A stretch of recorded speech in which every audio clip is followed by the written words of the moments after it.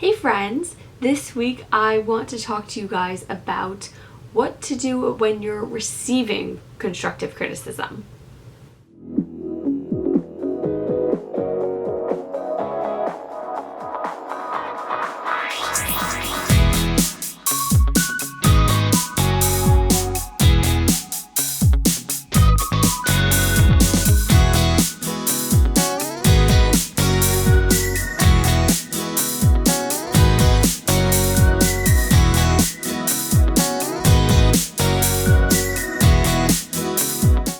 So a few weeks ago, I don't remember exactly when, but I did a video about talking about, tips for giving constructive criticism.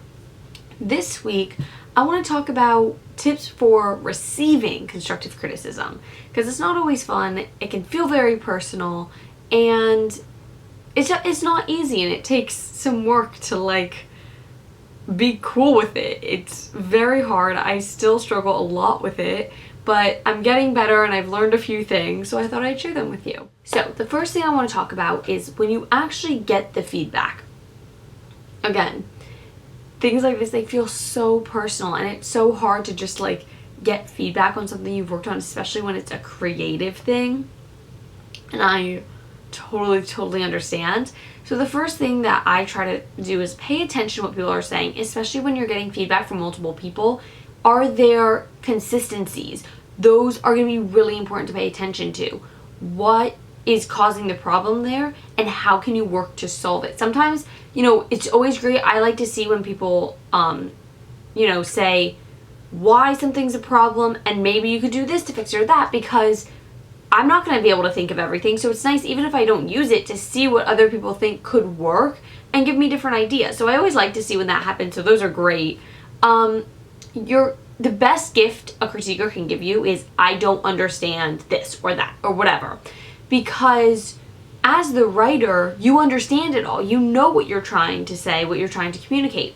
Somebody saying, I don't understand this, is so helpful, and you cannot give it to yourself.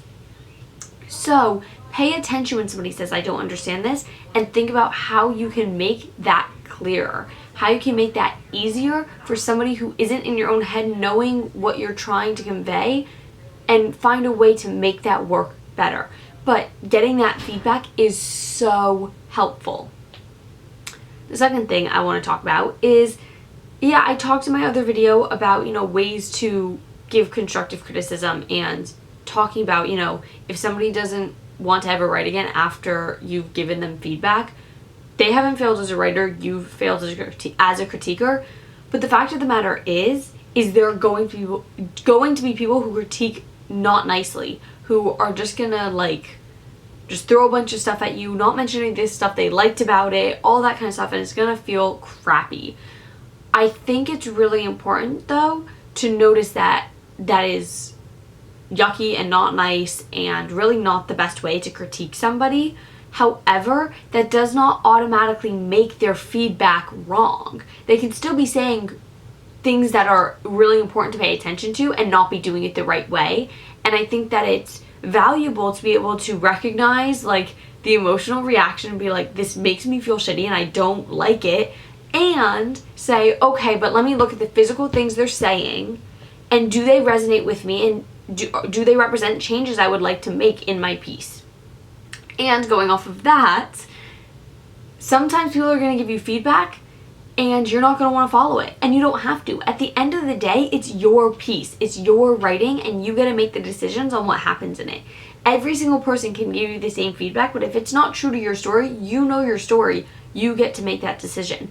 Now, I'm not saying you should ignore everybody's feedback. The feedback is important, and even though it can feel like a personal attack, when it's not, it can make you want to say, I'm not doing any of that. Pay attention to what serves your story, not what serves your ego or, your ideas of how you want to be perceived or whatever.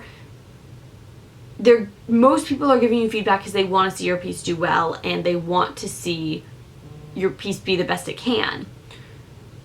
So pay attention to what they say, and you'll be able to kind of look at your piece and say, well, I can understand why you would think that, but you know what, that doesn't really fit in with the story I'm trying to tell. But maybe they have a concern that is rooted in that, And you can still address the concern without taking their specific advice and still use it to better your piece. But again, at the end of the day, you get to make those decisions. You're the writer, and that's really the end of it. You get to decide. And it's hard when you're being graded, but it's definitely like one of those things that you just have to kind of get used to as a writer, is getting that constructive criticism. And again, I know it's so difficult. Hopefully these tips help some. I know they've helped me. And let me know if you guys have any other tips that I didn't mention in the comments. I'm sure I could use them just as much as anybody else. So thank you guys so much for watching. I will see you again next week. Bye!